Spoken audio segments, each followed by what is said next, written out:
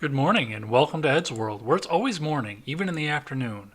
I am your host, Jay Edgar, and I initially was not going to do another podcast between the holidays, but I looked at this and you know what?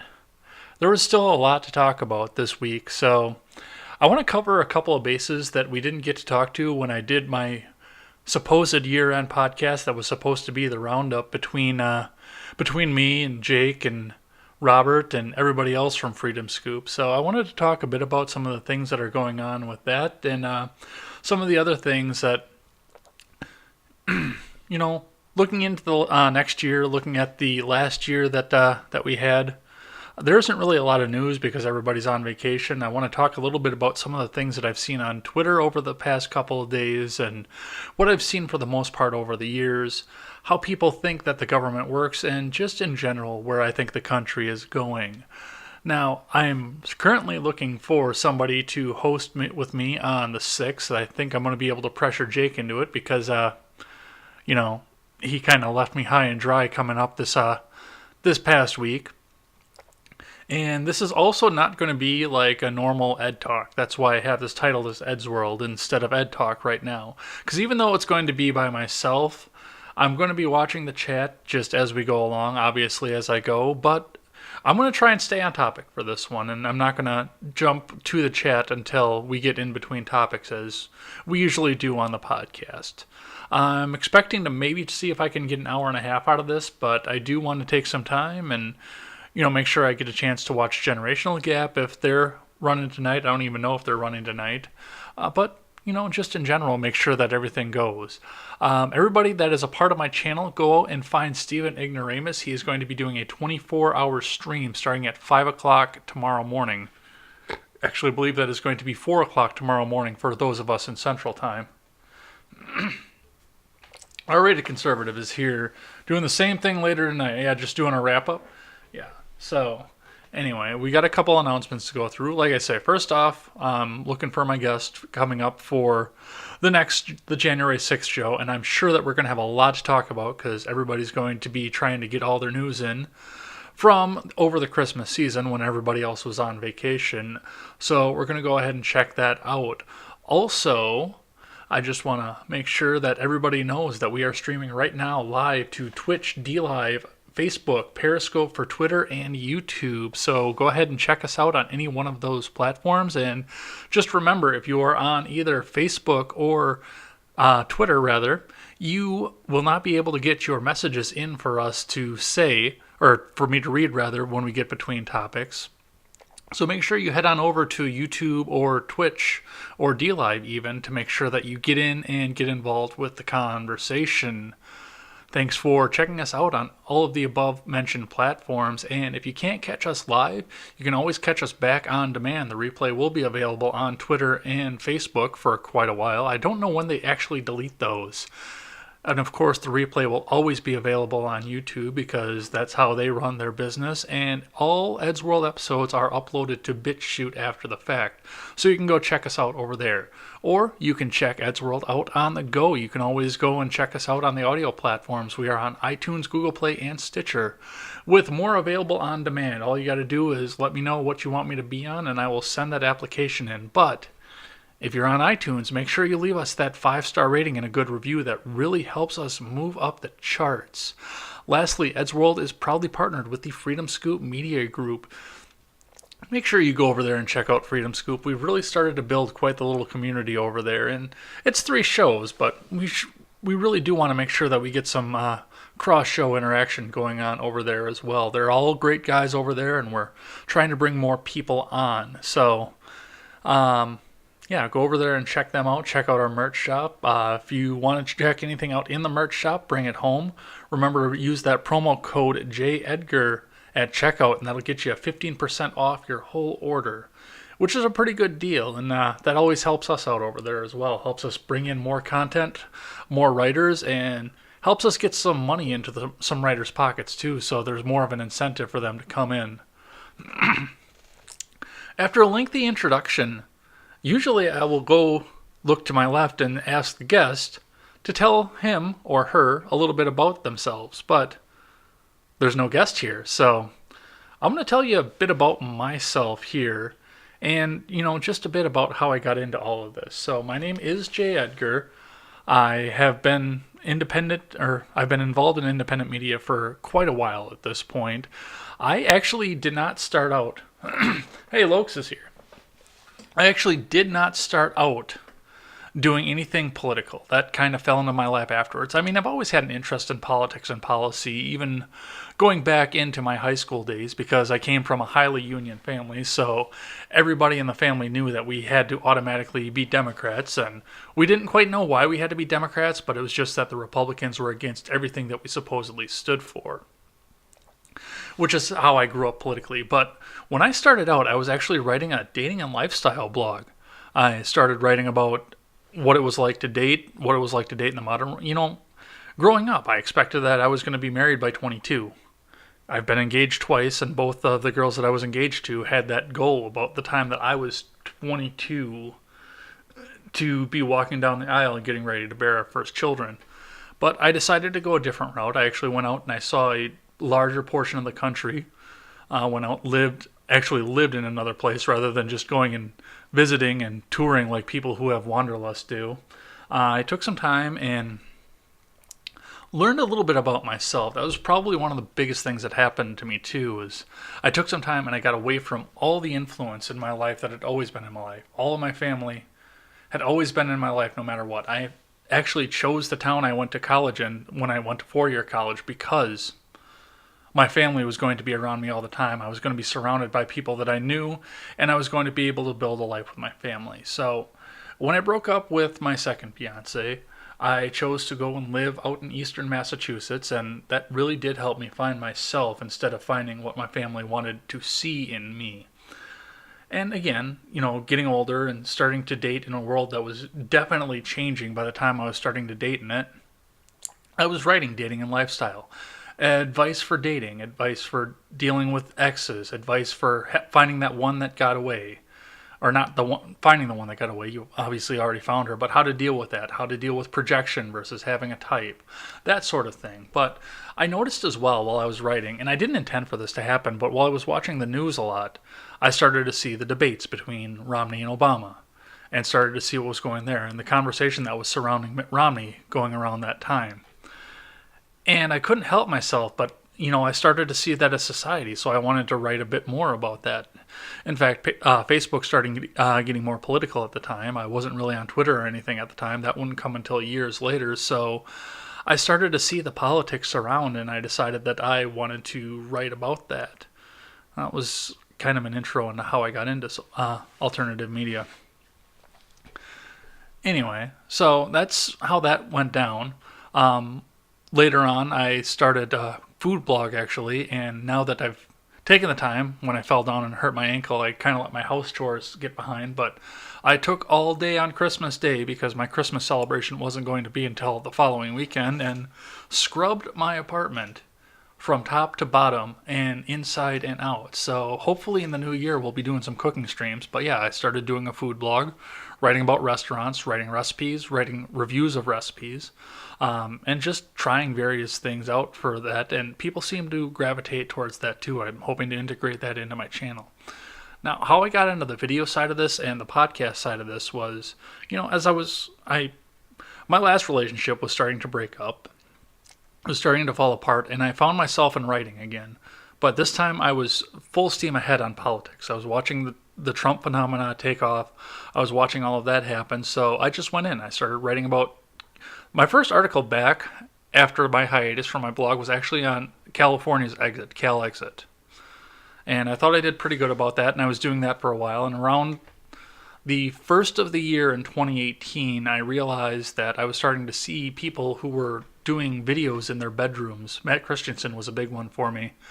I started to see that happen and realized that I could change my format completely, reach a completely different audience, and possibly get some more hits and some more views out of this and get my message further than I could just writing articles every week for a publication that was only published by myself. So that's how we came to be here. And it started out with obviously one follower, the No Gimmicks podcast, and now I've grown my reach as of today to 1,300 people. It's a good feeling to be able to reach out to that. Obviously, not everybody is consuming all of my videos, but it's a good feeling to know that I've reached out this far to people, and that just some kid from a very small town in Wisconsin can have his message carried out to a group of people that is arguably 4 times bigger than the town that he grew up in. So that's how I fell into that. So I do have a couple of topics that I want to get to here, but first we're going to go check in with the live chat, see what we got going on here. Looks like we've got a few people checking in and watching here. Ron Helton is saying to bring it, which, that's good, because this was completely not planned. I woke up from a nap this afternoon and realized that I wanted to talk a little bit more. So this was completely impromptu. R-Rated Conservative is here. What's up, bro? Doing the same thing later tonight. Awesome. I'll make sure to go and check that out. I'm probably going to have to ditch out a little bit early because I have to work 2 hours earlier than normal tomorrow, but I will definitely make sure to check that out. And everybody in the chat, go check out the R-Rated Conservative as well. Check his channel out and check what he does out. He's a friend of the Freedom Scoop Media Group, and he's been on this show, Ignoramus' show, and the Generational Gap before, so we like him over there. And Chris Lokes is here with the IE, which is great.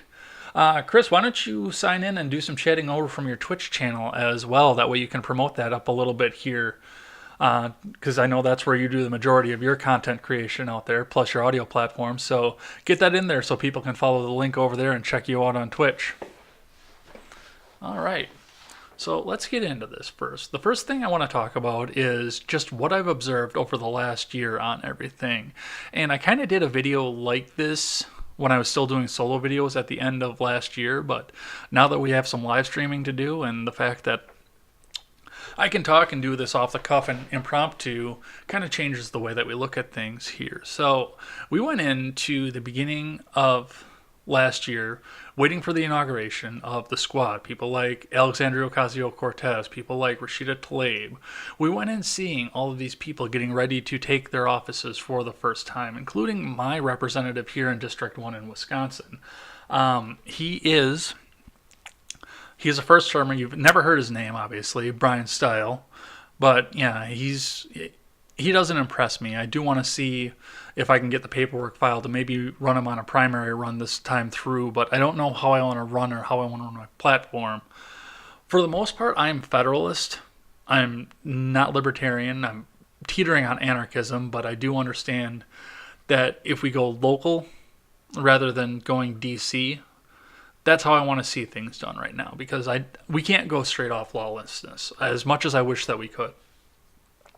As much as I wish that we could all have just some farmland out in the back that we could defend with a gun and nobody would have any business being there right now. It's not a possibility at this point. So the next idea would be to go on and make sure that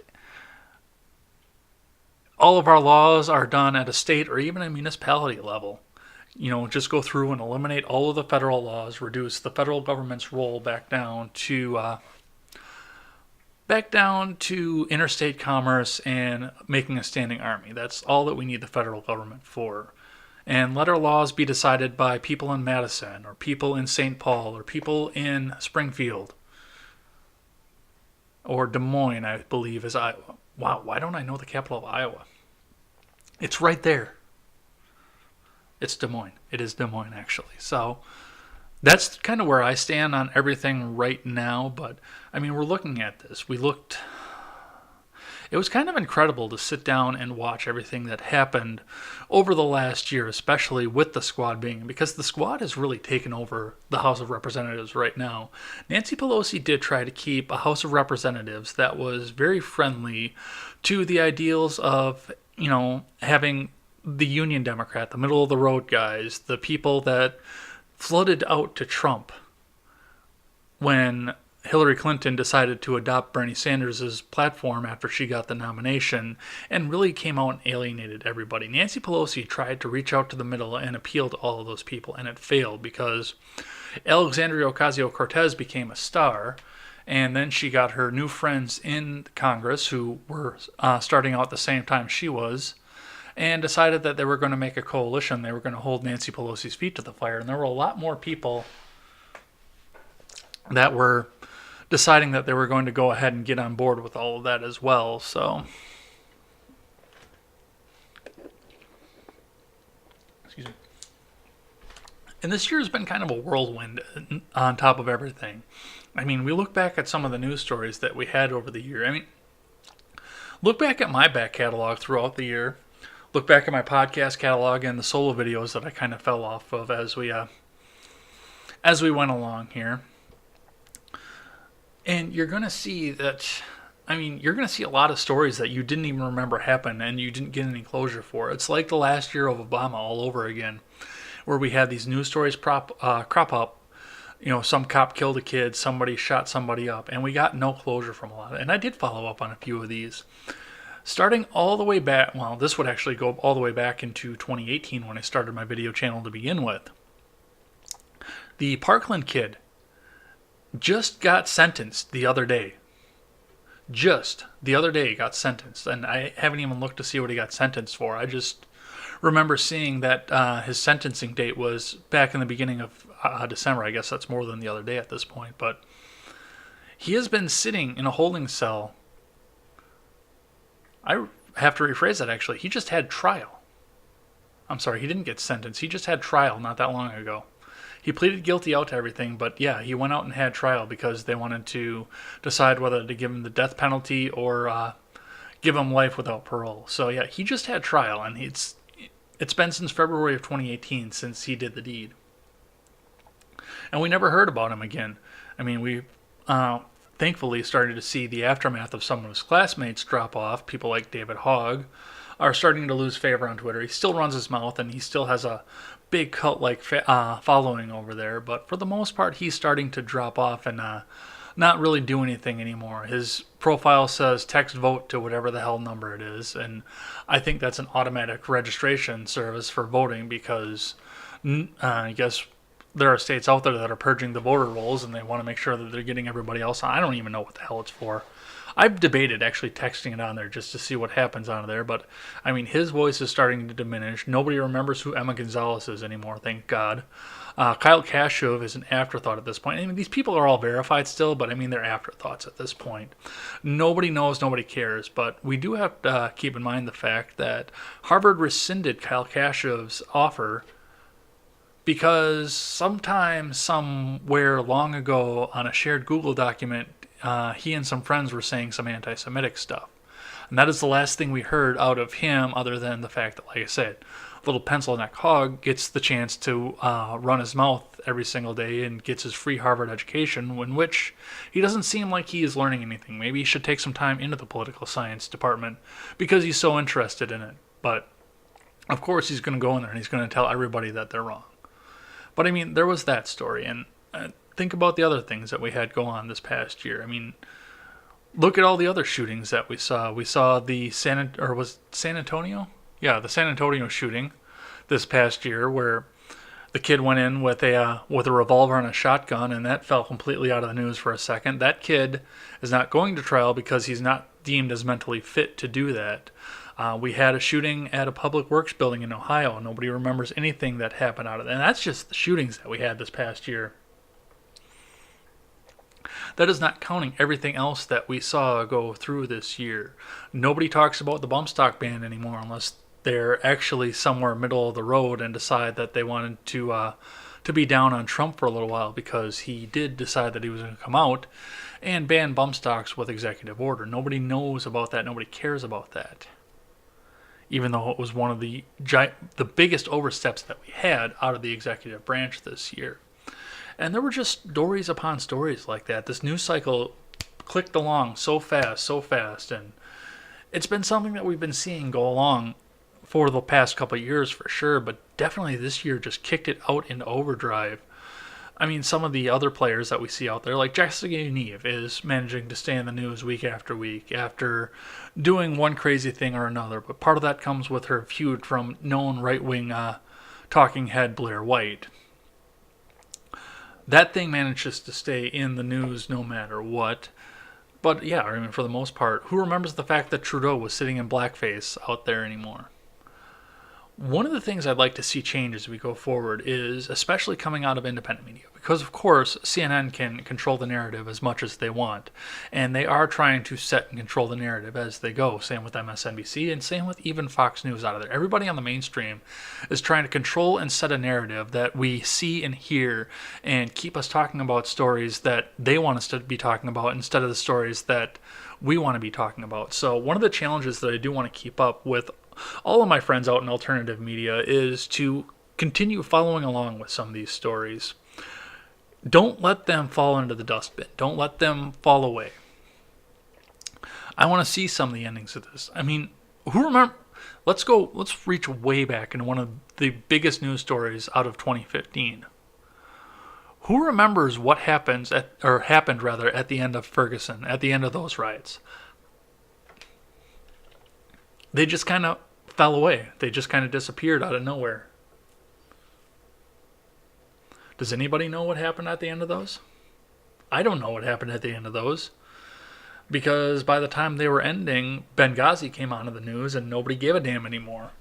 And then, of course, there were other cop shootings. It seemed like those got covered by the news every time we turned around. So I do want to see, and I'm going to try and take part in this as well, I want to see a lot more people paying a lot more attention to these news stories and following them out to the end. That's going to be something that we need to do. We need to hold these big media companies accountable for what they're doing, the message that they're putting out, and the outrage that they're trying to put in our heads. Because I think that's a part of the reason that they fall out of the news so quickly, is the fact that once they can't generate outrage anymore, they move right along.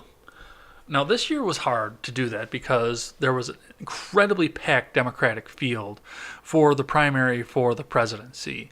And it seemed like the news stories had to cover every one of those for as long as they were talking, for every word that came out of their mouth, unless it was something that didn't fit the narrative. Then it had to fall out of the news, just like everything else had to fall out of the news. So but yeah, I mean, as the field starts to thin and we start to see more of these news stories, we need to keep following them to the end. One of the ones that I am going to try and follow to the end, because I do want to see how it happens, and if it turns out in the girls' favor, is I do want to follow the Alexis Wilson case. Now, this one was something that was really kind of hit close to home for me, because I knew a lot of people like that, and there were a lot of people out there that anticipated that I was going to be like that as well. Not necessarily in my school career. I kind of cemented myself as a bit sane and, looking for the greater good when I was in high school, but definitely as I went out into the workforce and, I worked at a job where I was outright bullied, and a lot of people joked about the fact that, maybe he's going to come back to work with a gun and shoot us all up and everything. And it takes just that little bit of, that little bit of rumor mill to start actually making legal action happen against people. Now, I covered the story when I first heard it because, it came from Eric Swalwell's mouth, and he brought it to my attention on Twitter. That's why I heard about the story. That's why I covered it. Otherwise, none of you would have ever heard that story to begin with. But I went ahead and I made a solo video on it because when I looked at the story, it was red flag laws in practice. It was not only red flag laws in practice, it was people being set up to be under the scrutiny of red flag laws. What I mean by that, of course, is the fact that this girl, 18 years old, down in Oklahoma, went out and, was it in Oklahoma or was it in Texas? I don't even remember now. I believe It was in Oklahoma, though. So this 18-year-old girl in Oklahoma she wound up actually having to drop out of high school because she was being bullied so bad. Now, I don't accept that as a reason for dropping out of high school, but apparently her parents thought it was a good idea to keep her home. And from my understanding, she went through and she took a GED program, so she actually got a high school diploma. But, being around the people and not being around the people and being bullied shouldn't really be an excuse for going in education. And this is a person who doesn't believe in state-run education, but I still don't believe that as a valid reason to. I mean, there's so many other reasons under the sun to give up on your education, especially if it's state-run right now, because I mean it is all propaganda at this point. They're barely teaching anything, and all the information you can get off YouTube and Google at this point. But that's a story for another time. So going back to this story, this is a girl who got bullied, and she had the Anarchist Cookbook at home, or so she said. She had a T-shirt that said the Anarchist Cookbook at home, and she decided that she was going to go out and exercise her Second Amendment right. She went out and bought a semi-automatic model AK-47.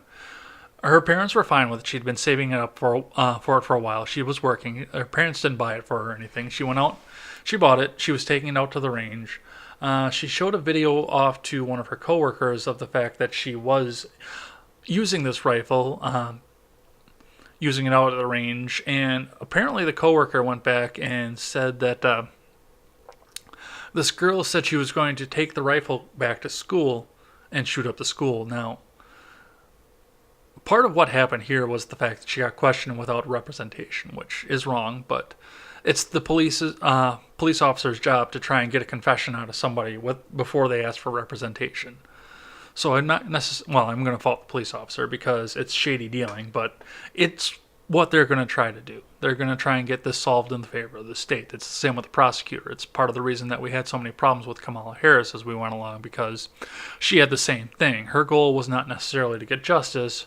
Her goal was to get the most positive outcome for the state of California, and this was the same thing with the state of Oklahoma here. So she got questioned by the police, and I guess she went out and told the police that she was joking. They went ahead and picked her up, brought her into jail, and they arraigned her right away. So she had the indictment sitting over her head that, yes, she made a credible terroristic threat to go out and shoot up the school. Now, I had a problem with this because all it takes is for some kind of yuppie kid to go out and say, oh, well, this is what I heard. It's my word against them. And then, okay, now the police are questioning you, and now you've got this indictment sitting over your head. And even if they can't pin it on anything, which evidence is, that's not going to pass reasonable doubt. There's no recording of it. There's no proof of it. A good lawyer is going to get her off of this. But now this is on record. This is on record as actually happening. She's got an arrest record for a gun-related offense. So what's going to happen now when a red flag law gets implemented in that state, which I believe is Oklahoma? I really should look that up, but I know that's going to bog my computer down, and we're going to get some drop frames if I try and do that. So anyway, she went ahead. Now she's got this sitting over her head. What's that gonna be when either there's a red flag complaint for her, which somebody just out of the blue says, okay, I heard Alexis was going to go out and shoot somebody. Now the police are there with the red flag complaint. Now they have reasonable suspicion to go and remove the guns from her home.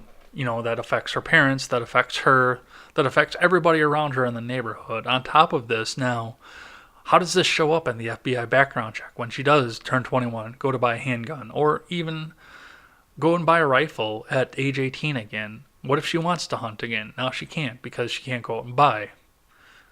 She can still own even if she doesn't have any sort of felony or anything sitting over the top of her head, but this is going to really affect her ability to buy new arms going forward. And honestly, I think that was part of the reason that these red flag laws are being fashioned in the sense that they are.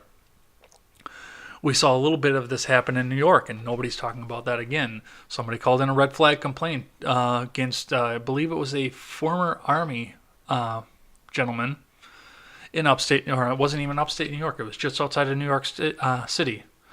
They called it in on him. There was a standoff, and none of the mainstream news outlets covered it.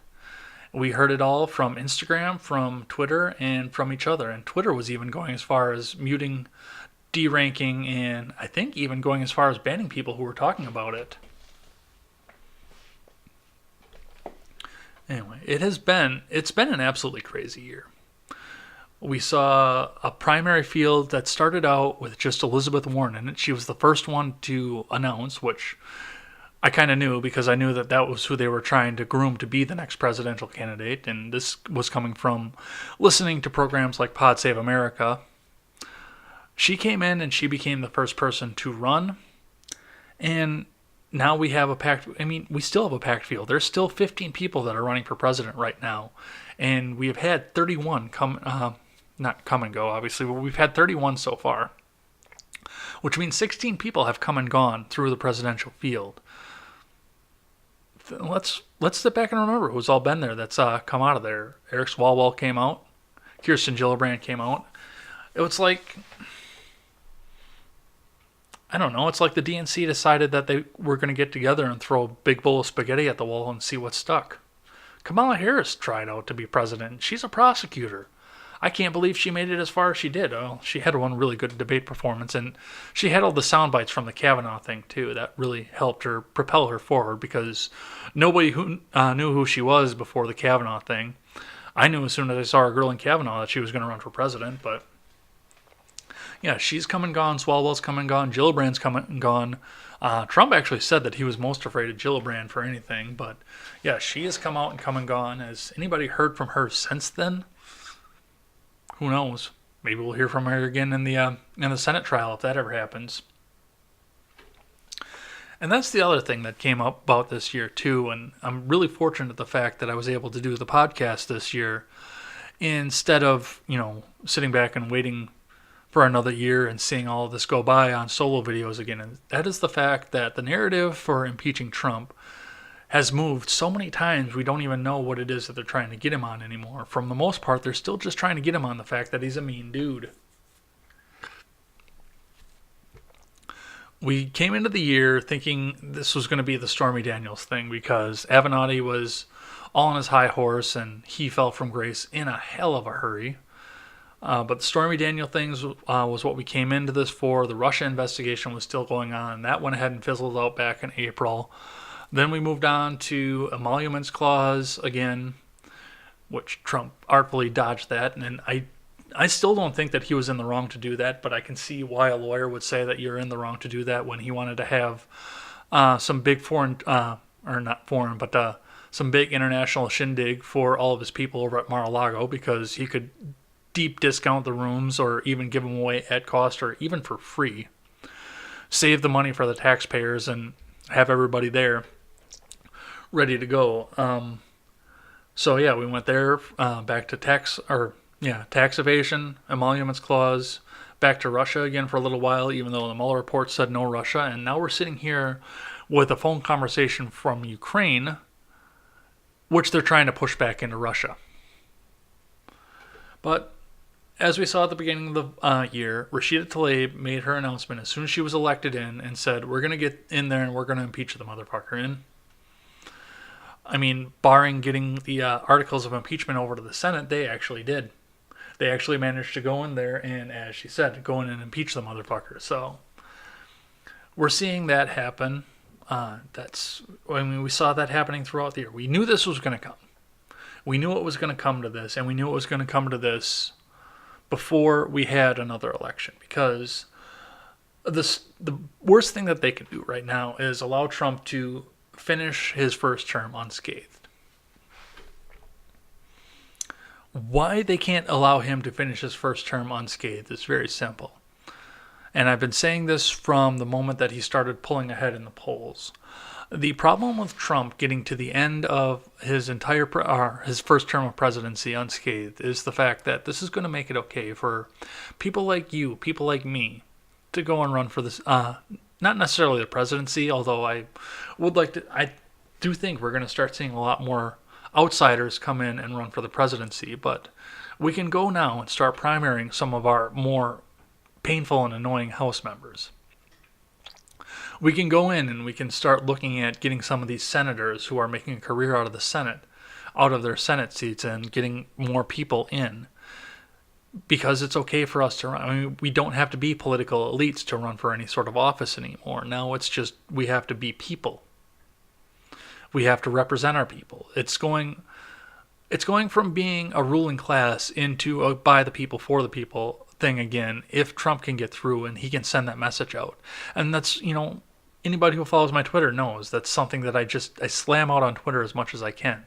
That's one of the first things I always bring up when I'm talking on Twitter about anything is the fact that Trump is. They don't hate him because he's an outsider. They don't hate him because he's they hate him because he's an outsider. They don't hate him because he's a Republican, because they actually think that he's a racist, that they actually think he's an anti-Semite, that they actually think that he's any sort of a sexist. They hate him because he makes it okay for the rest of us to go out and run. And that used to be a very liberal idea. The anarchy thing used to be a very left-wing liberal thing, and how it came out into the right wing, I have no idea, but I don't know how it actually came out to be in small government came out to be the right wing. And I do know that part of it came from when Obama was nominated, and I was just talking this morning about what he was planning on doing when he was going through his primaries, and he didn't get anywhere close to what he wanted to get done from his primary promises versus what he actually got done. He did not get anywhere close. But that's the difference between the primaries and the general election. He had to steer it out to the center on the general, and then he sat in the office and realized that he also had to abide by a Congress that flipped on him after the first term and hated him. And then he also had to abide by the American people. I mean, for the most part, free college was something that he promised. Medicare for all was something that he promised. Money for anybody who didn't want to work. That's not a new thing from Alexandria Ocasio-Cortez. That was from Obama's primary promises. And all of this came from a large government top-down perspective that needed to happen in order for any of it to come out and happen for him. So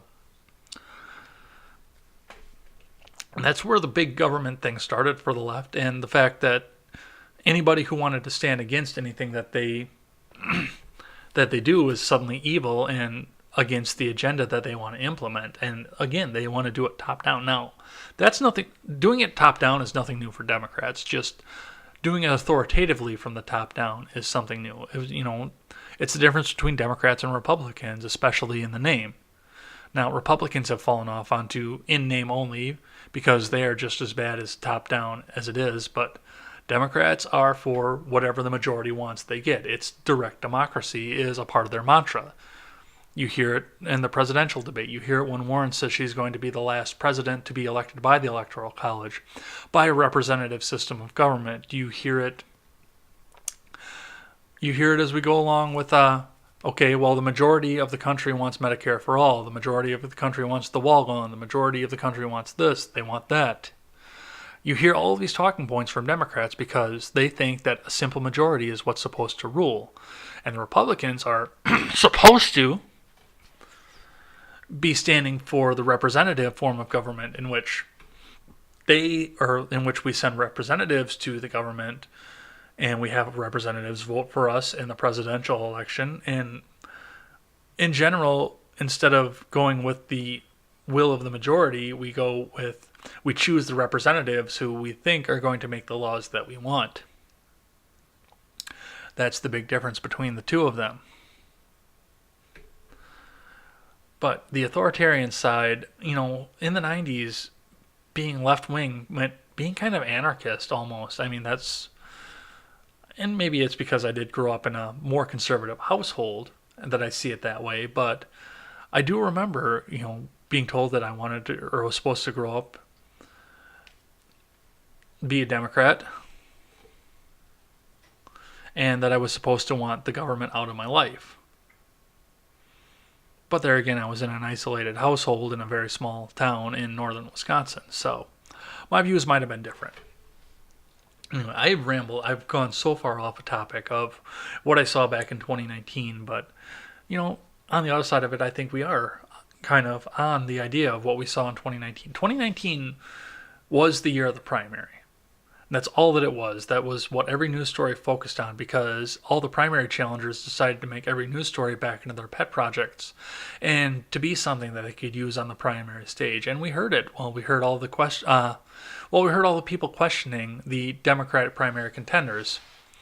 It was always the news stories of the past couple of weeks and how they were going to force an agenda that stopped them, whether it be a shooting, whether it be a banking crisis, whether it be healthcare, whether it be somebody getting sick and dying from some horrible disease. All this year was a presidential primary year, and now that we had a year of presidential primaries, we're actually going to start seeing this field thin down. I mean, the first states vote in just a couple of months, so we're actually going to start seeing where the delegates are going to go, and I got this feeling by March we're going to know who the contender is going to be.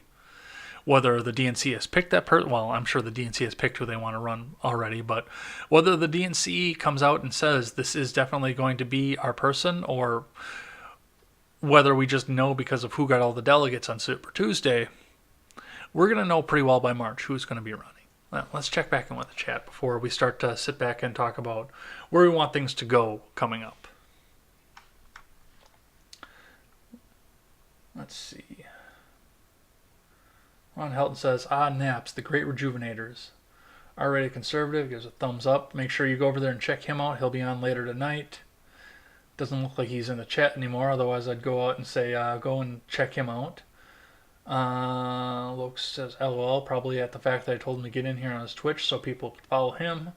Anarchy Now, Anarchy Forever from Ron Helton. R-rated conservatives, capital Iowa is I. I caught that out of the corner of my eye, and I didn't know where he was going with that. Now I see it. Now I get it. Helton says, laws, forceful suggestions, capricious, and passed by demented individuals. Yeah, well, that's anybody who seeks power. And this is coming from somebody who actually wants to run for representative or senator for my state, too. So keep that in mind. The Ferguson riots fizzled out because everybody saw the video of Brown beating the store clerk and stealing some cigarillos. Yeah. From what I understand, though, they were still going on long after they saw that video. Congress, the Millionaire Plan. Helton says, I don't see most of the tweets on Twitter because I only spend about 20 minutes when I go on there. So if somebody posted a tweet after I was on Twitter, I don't see it. Yeah. I just take days off of there and I don't go to there for a while. Just checking with...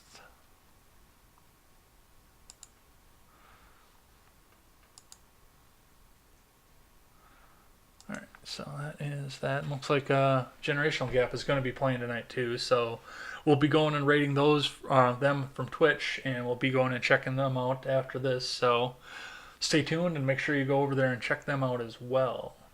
So the next topic that I want to go on, actually I'm going to move things around a little bit because I want to talk a bit about some of the things that I've just been observing in conversation, because I mean these past couple weeks have been the conversation weeks. On Twitter, on Facebook, on social media, on Discord, on everything else, because we don't have a lot of news to go from.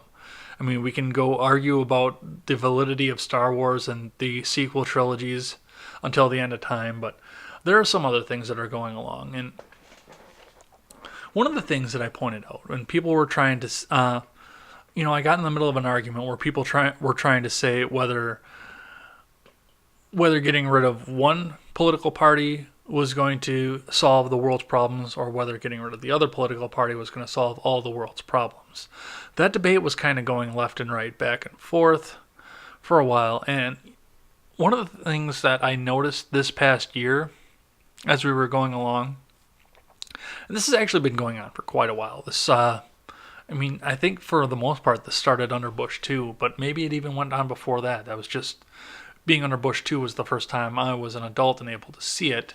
And being under Clinton, there was no social media and there was barely any internet, so maybe we didn't see it as strongly as well. But I'm starting to see that we are not in politics anymore. And this has been something that's kind of pained me. I've joked about this before, but over this past year, I've started to see more of it as we've gone along and started to take the idea seriously rather than just a joke that I make about people who get involved in politics and scream at each other on social media. We are tribalizing in our country, and for the most part, if we look at what's going on here, we're starting to see not two political parties in the country, Democrats and Republicans. We're starting to see two religions form in this country. Diametrically opposed, of course, and they are the Democrat Republican, or the Democrat religion and the Republican religion. Both of them sitting and praying towards their Mecca in Washington, D.C. to change everything for the better. Now, I started to observe this when I started to see, some of the presidential primary arguments that we had going on while Trump was running for the presidency, because he was the evil orange man and he continues to be the evil orange man, and the news media is trying to feed you the narrative of the evil orange man, but they're trying to feed you a different narrative, I think, than, I don't know, what's actually out there and what's actually realistic for everything. Now, we see it from both religions, and we see it from both sides of it as well. The people that are in power, especially in the most amount of power, on one side are devilish and demonized. Look at the way that the MAGA religion looks at Hillary Clinton. Look at how they look at Pelosi. Look at how they look at Schumer. Look at the words that they use when they talk about all of these people. It's evil. It's bad. Everything they do is wrong. And yet, these same people are sitting here and they will defend Trump on to no matter what he did. And I think what really kicked this into high gear is when I had the R-rated conservative on my show, and he actually said straight out, I don't know if it's half, but he said half. Half the country thinks that everything that Trump does is wrong, is evil, and that he is Hitler incarnate. And the other half of the country thinks that he walks on fucking water, to quote the R-rated conservative word for word on this. And that struck a chord in my head, and I really started to realize that he's absolutely right, and this is becoming a very religious thing. These people have, especially if they have MAGA in their Twitter profile, or they go out and wear a Make America Great Again hat, for the most part, it's not everybody obviously, but for the most part, they have sainted Trump. He can do no wrong to them, and even if he goes out and he bans bump stocks, they find a reason to justify that. If he lets the debt tick up, they find a reason to justify that. If he decides that he wants a top-down healthcare plan that replaces Obamacare, they find a way to justify that. He can do no wrong to many of these people, and again, they look past Congress because the House of Representatives is run by Democrats. And even when it was run by Republicans, nothing came through. They look past Congress and they look to Trump to save them. They look at Pelosi as a demon, and they look at Hillary as the devil incarnate. And then you jump over to the left and you see the other thing. And I mean, the religious fervor is just nuts on the left, but that's partially because a lot of the people that support the left are atheist or study into some other Eastern religion at the time. I don't know if they're all atheists. I think a lot of them are agnostic, but for the most part, they don't practice or participate in any other form of religion. The state is their religion at this point, which gives some very, very eerie Roman undertones to everything, but the state is their religion as we go forward. Therefore, they look to Mecca, they look to Pelosi to defeat the evil demon, the evil devil that's in the White House, and to anoint the savior to come up and be the leader that they want. And Sanders is the worst one because he has got such a religious fervor sitting behind him. It's actually scary. And honestly, the first time that I saw a Sanders rally in 2016, when he was actually viable and capable of running for the presidency, which his chance would have been in 2000, I think, would have been the best chance for him because we were sitting, well, maybe not 2000, maybe 04. Maybe even during Barack's first term, actually would have been Bernie's best chance to do so because he was still, by presidential standards, relatively young at the time. He was able to drum up that sort of religious fervor, and we were at a crippling turning point. It was the crippling turning point that put Barack Obama forward in a situation where I don't think he would have ever stood a chance. But I mean, Bernie has got this religious fervor. When I started seeing Bernie rallies come out, and, scarily enough, I see some of the same things come out of Trump rallies. I see the people chanting, I see the way that people act, and the first thing that comes to mind is one of the last lines from Simon and Garfunkel's song, The Sound of Silence. The people bowed and prayed to the neon god they made, and that's what I see out of some of these religious folks is they are the neon gods that these people are making because they've either lost faith in the God that created us or they never had the faith to begin with. And human beings are built to worship. I said it to the Adventist millennial. Human beings are built to worship. That is built into our genetic structure. It's built into our minds. It's built into our psychological structure. We are designed to worship. And we see people who choose not to worship start to worship the government in its place. You can't deny that's happening because it is actually happening. I see it every day. I see it on Twitter. And it is both sides at this point. I thought it was a Democrat thing when I saw Bernie Sanders and then Hillary Clinton. But it is definitely both sides at this point. And that's something I'd like to see stop as we go forward. I'd like to see more people come into faith, start to see what faith really is. I mean, I don't practice a religion, but I am a believer. I do believe in Christ. I believe in God. I believe in the sacrifice that Christ made to save me from my sins. And I know I'm a sinner. I do try to curb things and make things better, but I know I'm a sinner. I would never trust my eternal life or even my current life into the hands of any of these people that sit in Washington, D.C. right now.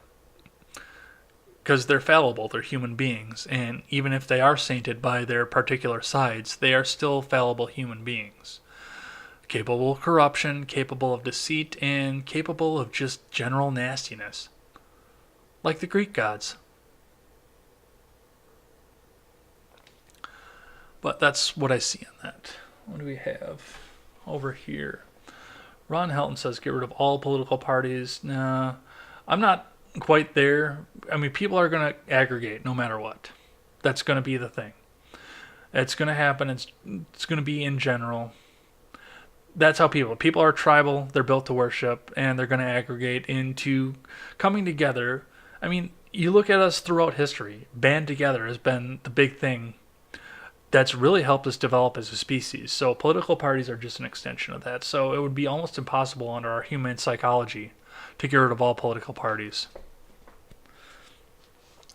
We either have people who will defend our liberties or we don't. There's nothing in the Constitution that allows Congress to give out free stuff or to grow the government. Right, but the Constitution is also amendable, and I think that's what they're trying to either... The people who are against the Constitution, which there are many of them on both sides right now, are trying to get it amended to be what they want, or to get it thrown out outright as we saw in 2016. I mean, Nancy Pelosi is standing back right now, citing the Constitution, saying the Constitution is the most important thing that we need to defend right now. And just, what was it? It was in 2015. It was during the primary process. Michael Che sat on Weekend Update on Saturday Night Live. I watched him do it and say, live on TV, say, you know that Constitution, nobody cares about that anymore. That's really nothing but that old wrinkled grandfather out there that comes to every party right now. We don't need to listen to it anymore. We just need to let it go and let it go out to pasture and die. Michael Chase said that out loud about the Constitution. And considering the fact that the left is the side that decides health care too, that's really scary. I mean, they say that death panels aren't going to be a thing under their Medicare for All plan, but I don't know. I've heard language that sounds an awful lot like death panels from various Democrats. So we'll see how that goes anyway. The third thing I want to talk about today is voter ID, because that's becoming a new thing. That's becoming a new pet project for MAGA Twitter especially, is voter ID, trying to get voter ID to happen. And part of that came from a tweet that came from Jack Posobiec that was implying the fact that voter fraud came from the Russians, and he was trying to be sarcastic when he said this, so don't go after Jack Posobiec for anything like that, but he tried to make it seem like voter fraud was a Russian thing and that we need voter ID to prevent Russia from interfering in the election again, was the tweet that he put out there. And of course now people are coming out there, coming to his honor, saying that yes, use reverse psychology to get voter ID, and most generally, especially on the MAGA side of it, people are very in favor of voter ID. That's something that they want to see come down from the top. And it's another one of those top-down things. It comes from Washington, D.C., and it's supposed to go to everybody. Now, voter ID federally has been tried more than once. It got tried in 2010. I believe it got tried in 2006. And if I'm not mistaken, correct me if I'm wrong, it got tried once in the 80s as well to try and create a federal voter ID.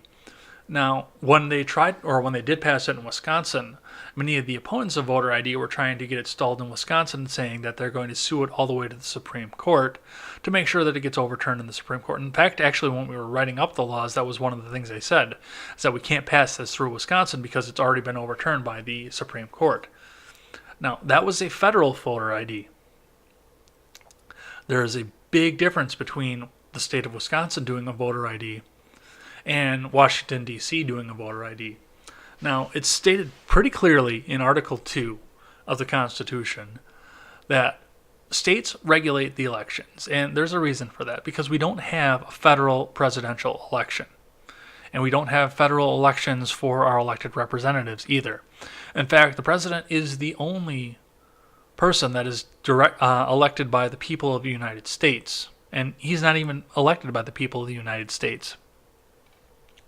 But it's the only office that really pertains to all of the people of the United States, which I think is part of the reason that people do want to try and federalize it, but it's also a big part of the reason, especially with a representative democracy, why we can never federalize that election. So here's what goes on with that. Now, the states, first off, each district elects its own representative, obviously, because states like Montana, Wyoming only have one representative to Congress. So yes, that is a statewide seat to them, but like in Wisconsin, we have 7 representative districts in our state. New York has, 30-some. California has 55 districts for Congress, and they go and they elect their own representative from each district. I mean, that's a local race at that point. Not necessarily a city race anymore, but definitely that is a local race. And we have the Senate, which the senators were supposed to be chosen by the state legislatures to go to D.C. They were supposed to be appointed, but we had a 14th Amendment, and that changed that. So the states used to pick their senators, sent their senators over based on what the legislature said, and I think there was a lot of dual party things, but of course that changed, and now they're elected statewide by a popular vote. But once again, that's done at a state level. Now, the presidency, and this is the reason that the popular vote doesn't matter, aside from the fact that they use it as a statistic or a talking point to try and eliminate this system, the Electoral College is how the president gets elected, in which the states run their own presidential election. There's not one presidential election. Now, the states have all agreed, I believe, to have the election on the same day for the presidency. I think they had to get approval from... I think Congress pushed them all to have it on the same day, but yes, the states all have it on the same day for ease, and so that we know what's happening by the end of everything. And I think a big part of that is also so that one state can't sway another state to vote in a way that they want them to, like we see sometimes in the primaries. But we have 50 individual presidential elections every year. The states vote, and they send the votes to the electors that they have appointed, in which the electors have the choice to vote the way that the state does, or they do have the opportunity to be faithless electors. This is not a federal race, and that's part of the reason that they try to push the Interstate Compact as well, because they're trying to get around the fact that they can't make this a national popular vote race. But going back to the voter ID thing, because that's the actual important part of why I'm trying to bring this across, is the fact that we can't actually have a federal voter ID because Article 2 says we can't. We would have to have a constitutional amendment to get federal voter ID, and we would have to get 2/3 of the states on board with it. But that would also federalize the election and get us one step closer to having one single election that is decided by popular vote rather than the Electoral College. And that's a road that I really don't want to go down. That's a road that I'm not comfortable going down when I see that. The system that we have is almost impossible to hack because in order to get the outcome that a foreign actor or a hacker would want, they would have to go through and hack 50 different elections that are done in 50 different ways. Some states have voting machines. Some states have hand-counted paper ballots. Some states have voting machines with a paper ballot in it. I mean, there's so many different ways that they run the election now. And it would, my state has a voting machine, but it's not hooked up to the internet. So that's, unless you actually got in and physically tampered with the machine itself, there's no way to hack that. Now, of course, if we get down to a very, very close point on an election, all of the votes will get hand counted. That's part of the reason that we stay on the paper with the machine. It's just a little Scantron. It's like when you were in high school and you got the standardized tests and they fed them through the machine. It's the exact same process. But the states regulate the elections the way that they can afford to regulate them and the way that they see as best fit. Now, my state has voter ID. We voted on it. We decided that we wanted it. And it's worked out fairly well for us. I don't know how the absentee system works because I've never voted on it before. I go down to the town hall in my city and go vote for the presidency, and that's how it works there. But I know that we did find 3,000 mysterious ballots at the end of the governor's election this past time through that mysteriously went for Tony Evers. I don't know how they verified that with voter ID. I don't know if they verified that with voter ID, but they found a way to verify that all went through, and it's really too late to change anything at this point anyway. So it's not really worth arguing about that. But the fact of the matter is that, people are still going to try and get the federal government to go to the top down, and that's something that does bother me as well when I look at it, because when Obama was in power, a lot of especially center-right people, but for the most part all of the right wing, didn't want anything to be top-down. They wanted everything to be pulled down to the local level as much as they could. They wanted everything coming out of a state, coming out of a locality. They wanted the small government that I continue to want even through the Trump administration. But now that Trump is in office, they suddenly want all of this federal control and all of this federal power. And they want the federal government in our lives. And that's an important thing that we need to think about, and we need to have consistency as we go forward. It's not okay for the federal government to run our lives just because somebody you like is sitting in the Oval Office right now.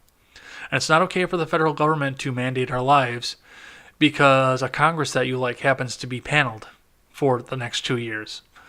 Or your senators happen to align in a way that goes to something you agree with. It's still not okay to have a federal government. We were never intended to have this much power in a federal government. Interstate commerce and standing army. Those were the only two things that the federal government was supposed to do. Lawmakers were never intended to make laws for the people. That's what the states were for. That's what the municipalities for.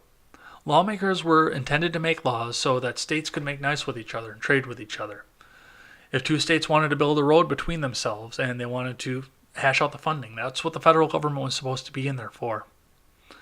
And now we have this massively bloated system in which, like I said, when you like the person that's at the top of the system, you want it to have control over every aspect of everybody's life. But when somebody you don't like is sitting at the top of it, or it's impaneled into the Congress, then you suddenly want it all to break down and go away. And that's what I see with the voter ID argument as well. All right, chat is not moving, so we're going to move on to the last segment that I want to do today. And then I'm going to go have some dinner and go to bed because I have to go to work at 8 tomorrow, not 10. But I get out at 3, and then the old lady's coming over again afterwards, and we're going to spend the rest of the day together. We spent all day yesterday together. She had some things to do, and that's why I decided to do the podcast today. And then I'm going to go to work, and we're going to spend the day together again. So that's going to be nice. But I do have last segment that I want to go through, and that is the fact that I want to talk about where I want to go with this channel with the government and with life in general going into 2020. Now, I am editor-in-chief for freedomscoop.com. It's a pretty simple job because we don't have a lot of writers right now, but that's something that I want to change. So my goal starting on the 1st is I'm going to start scouring the internet, looking for blogs, looking for political blogs, looking for people to write. And I know they're out there. I know I can find them as well because I want to get some people on board onto our publication so we can start getting people out there, getting people reading, getting commercials sold, and getting more of our message out there and actually start getting people paid, because there are a lot of good people that put a lot of effort into this website and they deserve to have the money that they're entitled to. I mean, they worked for it. They worked hard for it. They deserve a payday. So once again, the link is in the description below, but it's pretty simple as well. Make sure you go over there and check out freedomscoop.com, bookmark it, tell a friend about it, send an email out about it. Let everybody know that it's out there, because we're working hard, and it's been through a couple of redesigns to build a place where you want to get your news from. And we want to build something that is by the people and for the people. I mean, Shapiro's a great guy. There are people that have their differences with him, and a lot of the times I'm one of those people. But for the most part, he's a good guy. He's good at news. He's really good at what he does, getting the message out there into a point that's easy to digest, it's easy to carry with you, and a lot of people do want to listen to him. Ben Shapiro is not one of us. He has no idea what it's like to work on a production line somewhere. He has no idea what it's like to work in a dealership somewhere. He has no idea what it's like to work in a factory somewhere, in a warehouse. He has no idea what it's like to move product. He's not one of us. Now, yes, I'll use Daily Wire as a source. It's verified by NewsGuard, so I'm comfortable using it as a source on everything. But for the most part, yeah, he's not one of us. And my fear was Subverse too, and I mean, I'm watching that crop up, and I'm hearing Tim Pool talk about that as well, is that's mostly going to be populated by young millennials who never had a job out there in the world, and for the most part got through a journalism degree and decided that they wanted to go write. Now, I could see that going the other way because of Tim Pool's background, and I know that he's not the only person that's involved with that, but he's a major player in that, and I know he's a major funder for that. And he doesn't have a college education. He doesn't have a high school education. So I think it would be hypocritical for him to run out and get a bunch of people from the journalism departments of all the local colleges, but I also know that that's part of what drives money. So there is an opportunity that he has to do that. No, we're trying to build a website where somebody who works on a production line somewhere in middle America can get out and write how he feels about a law that got passed out of D.C. or a law that got passed out of his home state and how it's going to affect him, his family, and how he's going to put food on the table. That's what we want to do with this, and that's what I'm looking for. And it's, part of the reason I'm scouring for internet blogs for people. And, maybe we'll even take a faith aspect to it. I'm not going to get behind one particular faith or another, but I know that faith is a big thing for a lot of people in the middle of the country. So, I do want to get the opportunity out there. I want to get people like Carly Krogman on the website and actually get something out there for her where we can get her on there regularly, because that is middle America. That is somebody who is in college, cheer, worked really hard to make sure that she could pay for the college herself between scholarship and money that her and her parents had ready for that. That's middle America. That's what's going to be driving this country coming forward. And I want all generations. I want baby boomers. I want Gen Xers. I want millennials. Even Gen Z needs to have a seat on the table. We're going to get some more articles out of Wyatt Birkenhoff. I want to see a lot more of that. I want to see a lot more written content on freedomscoop.com, and I want to see a lot more people contributing. I want the voice of America to be represented on a news site, not just political elites who came out of college to do that. So that's where I want to go with that. As far as this channel goes, I'm working on getting. I'm working with a co-host right now. I don't know if she's going to be on board yet. After the first of the year, I'm actually going to sit her down and talk to her and see if she actually still wants to do that. So I'm going to get some guests scheduled to start out throughout the beginning of the year. But if we do decide to to go forward with that, with the agreement that we discussed when she was on my show before. Her and I will know first, and you guys will know second. We'll go ahead right on, do a live stream, and make the announcement. And I think that's going to change things because we'll have two different perspectives. But once again, it's not going to be, I don't know. I don't want to say that I'm lazy at this, but I work my 40 hours a week. And sometimes it does get difficult to go out and schedule guests on the fly. And when people drop out, you don't have anything. Whereas if you've got somebody that is dedicated to the program, I think we can make a better program for you than what we have currently. And this is a program that I do want to make sure that I'm doing for you guys, not just for me. Solo videos, if we can get that to go, I'm going to be doing a lot more dedication onto my solo videos. I fell off with that towards the end of the year. Once again, as I mentioned when I cleaned the apartment, a lot of that fell off when I fell down and hurt my ankle. And the healing that went on in my ankle, it took a lot more out of me than I thought it was going to. And I suffered on a lot of aspects of my life. I suffered at work, I suffered at home, and I suffered on my solo videos because all I wanted to do was go back and sleep. So I'm going to get into that a little bit more. I've got one done up on where the Senate should go next. I got to get that edited down and get out there. But, I mean, if I can get a co-host after this show, we can maybe go back to doing 2 solo videos a week. Ed Talk is going to continue to be every other week. Definitely going to do that. I want to get more audience participation in that because that's a fan show. That's not the show for me to talk with a guest and just go on and talk like I'm doing with the podcast right now. That is the fan show, and I want to do more to give back to the fans, to make sure that they're participating in everything. And we are going to be playing a lot more video games because that is something that I definitely want to do more of because it gives me a chance to talk to people about ideas that they would have normally not heard about and people that would have normally not come just to hear a podcast. It gives me an opportunity to build a bigger community with people who would have never crossed paths with each other otherwise. So we're going to take some time and try and do a lot more of that as well. That's where I want to go with this throughout the year. And of course, that could all be upended in a moment if I decide that, or if I get some backing rather, I get enough signatures and I decide to primary Brian Style for our representative seat here in Wisconsin, which I think would be a good thing. Or if I decide and could get the backing and decided that I want to run for Ron Johnson's seat because he's not seeking a third term. There are a lot of things that could upend this at the moment, but this is where I want to see everything go as we go forward.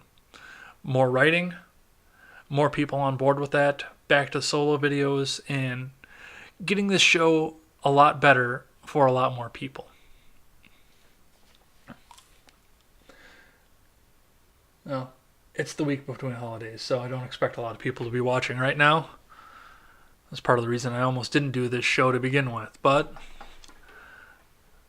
as we always do on this show, we're going to go out on a positive note. So I always ask my guests to tell about a hobby that they have that has nothing to do with work or politics. And I'm going to be doing a little bit of that right now myself. So I did this when I did my impromptu solo video when my guest wound up getting in a car wreck and wasn't able to participate on the show. But I play video games obviously, but that's becoming more a part of the work that I do. But I've been playing a little bit off the scenes too. I'm obviously playing Fallout New Vegas on stream, but I am playing Stardew Valley off stream, and I'm finishing off Fallout 3 right now off stream as well. And I'm debating giving Blizzard a second chance and going back to doing StarCraft again because I really do miss it. I miss it a lot. I love that game. But I get the temptation to go buy mission packs and everything for StarCraft 2 and, spend the time in Diablo on their servers as well. So I don't really want to give them the opportunity to make more money off of me. So that's been what's holding me back off that. But the other big thing that I've been doing is, been doing it for quite a while, is if you, you can't see because I'm not going to turn the camera over there, but just off over there, there's a faint purple glow because it's wintertime and I can't have subtropical plants outside, but I I raise carnivorous plants, and I've been doing it for quite a while. I was reading a book by Mira Grant. It was a book series called the Parasitology series, and while it wasn't a central point to the plot, it was sort of some flavor text that both of the main characters got into raising carnivorous plants. And once I started seeing the fact that they were doing that, I remembered looking, there were books in the library when I was in elementary school about carnivorous plants, and I wore the binding off of them because I was so interested in the idea of a plant that could sit down and eat an insect and get its nutrition and its nitrogen from something other than the soil. So I wore the binding off of that, and I loved the idea, but I never had a chance to raise them when I was younger. So a few years ago, I actually went out and I picked up a butterwort and a sundew from a reptile show. They were being sold a booth over. I picked a couple of those up, and the sundew died while I was in New Hampshire. But the butterwort kept going strong, and then I bought more sundews, and I bought Venus flytraps, and I've got quite the collection now that I'm trying to raise up again. They're all the flytraps and the butterworts are in dormancy right now, but I'm trying to make sure that the sundews stay alive, and it's been calming to me. And once again, it got a little bit hard when I got hurt because all the energy came out of me while I was trying to heal. But I mean, it's been satisfying, and I've actually made a little bit of money off of it off the side too, because in Wisconsin we have mosquitoes, and sundews and mosquitoes do not get along very well. And the sundews tend to win against the mosquitoes. So gnats and mosquitoes wind up on the leaves, and they wind up being lunch for them. So it's, I set everything outside during the summer. They stay outside all year round, and I take 10 steps off the porch, and I get eat up by mosquitoes, but just outside the door, there are no mosquitoes. Well, I want to thank everybody who checked in at the beginning of the show. Thanks for coming in, checking us out. If you're just tuning in now, if you want to go ahead and check us out on demand, we are going to be on YouTube. We'll be on Facebook again as we go along. We'll be on Twitter as well as we go along. Those will all be on demand. Plus, this will be uploaded to BitChute as well on demand. So go and check us out over there. Check out the full show. And we do this every Monday at 6:30, unless my particular guest has to be, or rather, has a show that he has to do later on, and then I usually move it to 5, which is usually when the generational gap comes on. So we do this every Monday at 6:30. Come in and check us out. We'd love to have you. We read all of the live chat between topics. So get in there, talk to the live chat, and we'll answer your questions as we go. So make sure you come and check us out. And if you can't catch us live, check us out every Tuesday morning rather, on the audio platforms. We are on iTunes, Google Play, and Stitcher. Go and check us out over there. This will be on the audio platforms as well. So go and check us out, because wherever you go, you can take us with you. Lastly, as I mentioned before, we are partnered with the Freedom Scoop Media Group, and we are trying to get more writers on board. So if you know somebody that wants to write for a freedom of speech website and wants to make sure that everything gets edited only to punctuation, capitalization, and spelling, and not to try and edit out their ideas, come over and check us out. Check out the website, freedomscoop.com, and email me, edsblogtwitter@gmail.com. We'll see if we can't get you an article out there to write from, and something that we can get up onto the website for you. As we always say on this show, never take the words of bloggers, podcasters, or journalists as gospel. Find all the facts and draw your own conclusions. Everyone, thanks for being here for 2019, and let's have a much better 2020. Take care.